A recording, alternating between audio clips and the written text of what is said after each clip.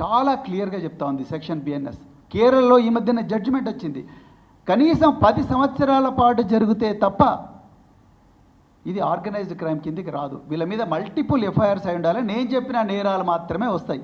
క్లియర్గా సెక్షన్ 111 చెప్పింది. కానీ మీరు రేవతి అనే ఒక జర్నలిస్ట్ మీద, దిలీప్ కొంత మీద పెట్టింది ఏంటి? సెక్షన్ 111 పెట్టిండ్రు. అసలు చదువుతున్నారా మీరు చట్టం? సోషల్ మీడియాలో ప్రజల బాధలను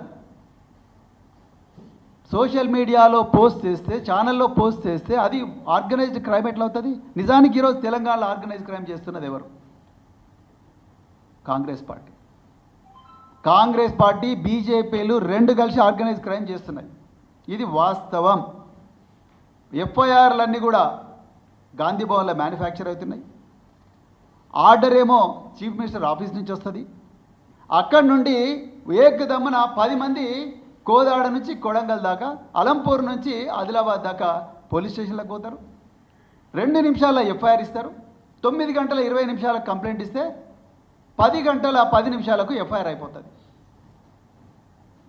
బీఆర్ఎస్ నాయకులు వందలాది కంప్లైంట్స్ ఇచ్చిండ్రు, ఒక్క కంప్లైంట్ కూడా ఇంతవరకు ఎఫ్ఐఆర్ కాలేదు.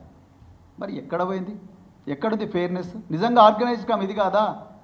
ఇవాళ కాంట్రాక్టర్స్ అందరు కూడా ఫైనాన్స్ డిపార్ట్మెంట్కి పోయి మాకు 20% ఇచ్చినా కూడా బిల్స్ కావడం లేదంటున్నారు.